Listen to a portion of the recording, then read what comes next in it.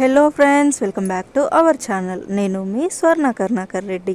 ఈరోజు మనం oh my Janu 5th part చూద్దాం. రచించిన వారు మహేంద్ర గారు. ఇంకా లేట్ చేయకుండా స్టోరీలోకి వెళ్ళిపోదామా? వాయిస్ డిస్టర్బెన్స్ ఉంటే ప్లీజ్ ఎక్స్క్యూజ్ చేయండి. నెక్స్ట్ టైం నుండి క్లారిటీగా ఉండేలా ట్రై చేస్తాను. ఆ అమ్మాయికి ట్రీట్మెంట్ చేస్తూ ఉంటారు.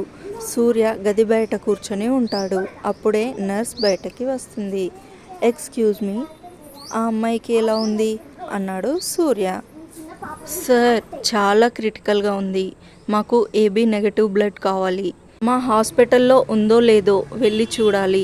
మీరు కొంచెం వేచి ఉండండి సార్ అంది నర్స్. నర్స్, నాది కూడా అదే బ్లడ్ గ్రూప్, కావాలంటే నాది తీసుకోండి అన్నాడు సూర్య.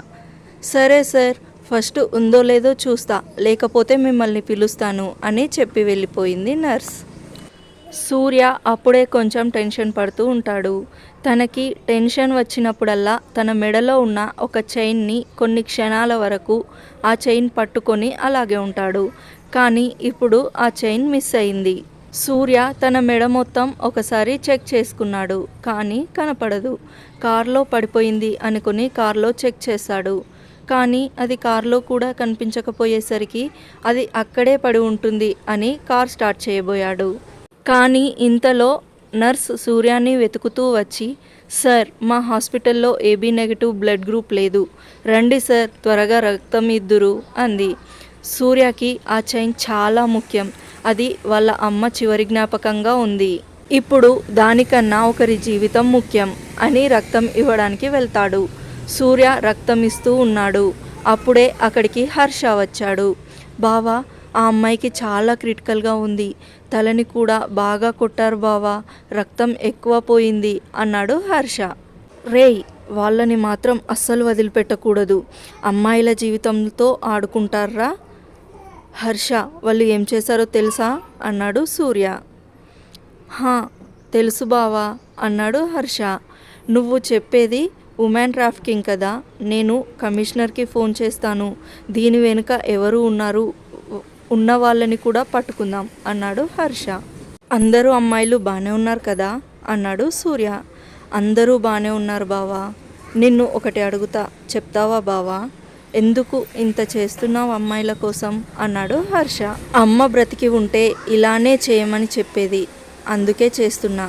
రేయ్, ఇంకో విషయం, అమ్మ చైన్ కనిపించడం లేదు, సంఘటన జరిగిన చోటులో పడి ఉండొచ్చు. ఒకసారి నువ్వు పోలీసులు వెతకండిరా, నాకు ఆ చైన్ ఎంత ముఖ్యమో నీకు తెలుసు కదా అన్నాడు సూర్య. నేనే దగ్గరుండి వెతికిస్తా, నేను వెళ్ళి వెంటనే వస్తా బావా అన్నాడు హర్ష. హర్ష వెళ్ళిపోతాడు. నర్స్ రక్తం తీసుకొని, సార్, యాపిల్ తినండి సార్, మీరు చాలా బలహీనంగా ఉన్నారు, మీకు కూడా ఆరోగ్యం బాగాలేదు కదా సార్ అంది నర్స్. మీకు జ్వరం ఉన్నట్టుంది అంది నర్స్. నర్స్, ఈ అమ్మాయి ఎప్పుడు స్పృహలోకి వస్తుంది అన్నాడు సూర్య. సార్, నాకు తెలిసినంత వరకు ఇంకో 2 గంటలలో స్పృహలోకి రావచ్చు సార్ అంది నర్స్. అలాగే, ఎంత ఖర్చైనా పర్వాలేదు, అడ్వాన్స్ ట్రీట్మెంట్ చేయండి అన్నాడు సూర్య. సరే సార్ అంది నర్స్. సూర్య గది బయటనే ఉన్నాడు. హర్ష వచ్చాడు. బావా, వాళ్ళలో ఒకడు చనిపోయాడు, ఇంకొకడు పోలీసులకి దొరికిపోయాడు. నేను వాడితో మాట్లాడాలి అంటే మాట్లాడనివ్వడం లేదు. నాకెందుకో పోలీసుల మీద సందేహంగా ఉంది, కానీ ఏం పర్వాలేదు, కమిషనర్ని నేను పర్సనల్గా కలిశాను, ఆయనే ఈ కేస్ పర్సనల్గా డీల్ చేస్తా అన్నాడు హర్ష. మరి అమ్మ జ్ఞాపకంగా ఉన్న చైన్ దొరికిందారా అన్నాడు సూర్య. లేదు బావా, నేను ట్రక్లో, కంటైనర్లో కూడా వెతికాను, దొరకలేదు బావా అన్నాడు హర్ష. ఈ మాట వినగానే కొంచెం నిరాశ చెందాడు సూర్య. అప్పుడే గదిలో నుంచి గట్టిగా శబ్దాలు వినపడ్డాయి. నర్స్ అప్పుడే బయటకి వచ్చి, సార్, సార్, మీరు తెచ్చిన అమ్మాయి స్పృహలోకి వచ్చింది, మేము ఇంజెక్షన్ వేయాలి అని వెళ్తుంటే మమ్మల్ని దగ్గరికి రానివ్వడం లేదు సార్ అంది. సూర్య, హర్ష లోపలికి వెళ్ళి చూస్తారు. ఆ అమ్మాయి స్ట్రెచ్చర్ మీదకి ఎక్కి సెలైన్ స్టాండ్ తీసుకొని ఎవరిని దగ్గరికి రానివ్వడం లేదు, దగ్గరికి వచ్చిన వాళ్ళని కొడుతుంది. అమ్మాయిని చూస్తుంటే చాలా చాలా భయపడుతూ ఉందని సూర్యకి, హర్షకి అర్థమవుతుంది. సూర్య హర్ష గదిలోకి వెళ్ళిన వెంటనే అది చూసి హర్ష భయపడి, బావోయ్ శివంగిలా ఉంది కదా బావా అన్నాడు హర్ష. మాటలు ఆపి ముందు ఇంజెక్షన్ ఎలా వేయాలో చూడురా ఎదవా అని తిట్టాడు సూర్య. అమ్మాయి సూర్యాన్ని చూడగానే వెంటనే స్టాండ్ని పడేసి సూర్య చేతిని పట్టుకుని సూర్య వెనక్కి పోయింది. అది చూసిన డాక్టర్లు అందరూ ఆశ్చర్యపోయారు. డాక్టర్స్ మీరు వెళ్ళండి, నేను వేస్తాను అన్నాడు హర్ష. హర్ష కూడా డాక్టర్ కావడంతో డాక్టర్స్ సరే అని చెప్పి వెళ్ళిపోయారు. హర్ష ఆ అమ్మాయిని పట్టుకోబోయాడు, కానీ ఆ అమ్మాయి దూరంగా జరిగింది. సూర్య వెనక్కి తిరిగి ఆ అమ్మాయిని చూశాడు. ఆ అమ్మాయి మెడలో తన జ్ఞాపకంగా పెట్టుకున్న చైన్ కనబడింది. ఆ చైన్ నీ దగ్గరికి ఎలా వచ్చింది అన్నాడు సూర్య. మీరు నన్ను సేవ్ చేశారు కదా, అప్పుడు నా చేతిలో పడిపోయింది. నర్స్ ఈ చైన్ నాది అనుకుని నా మెడలో వేసింది అంది ఆ అమ్మాయి. అవునా అన్నాడు సూర్య.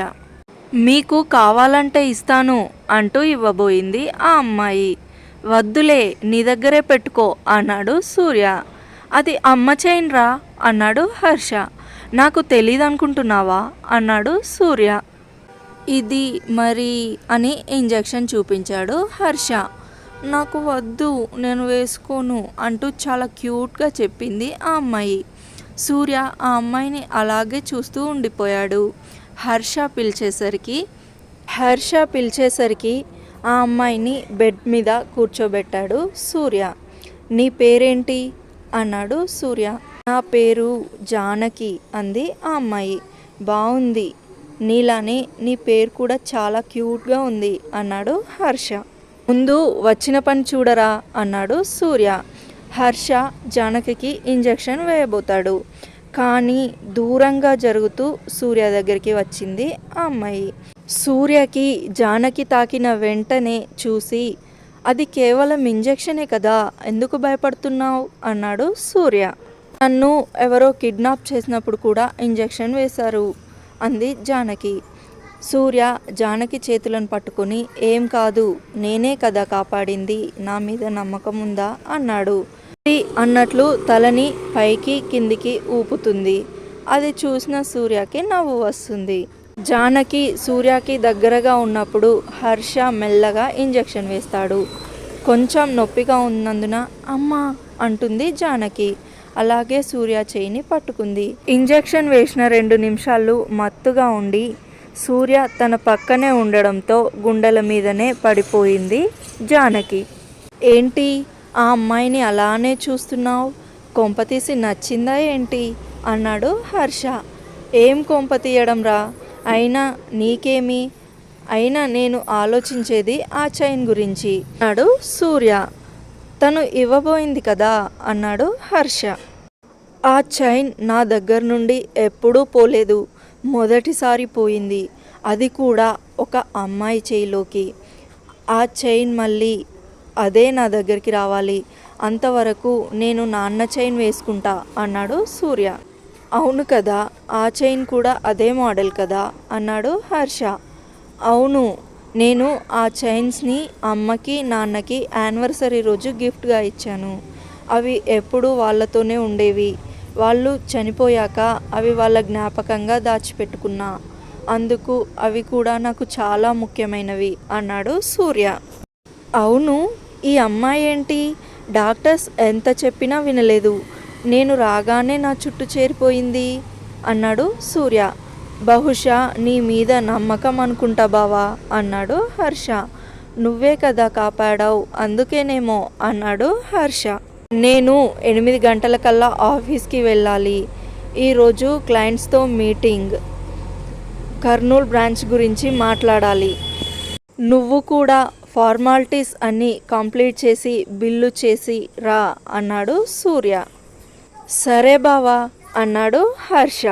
తర్వాత ఏం జరుగుతుందో నెక్స్ట్ పార్ట్లో చూద్దాం. Thank you for watching. మీకు కనుక నచ్చినట్టయితే లైక్ చేయండి, షేర్ చేయండి, కామెంట్ చేయండి. సబ్స్క్రైబ్ చేయని వాళ్ళు సబ్స్క్రైబ్ చేయడం మర్చిపోవద్దు.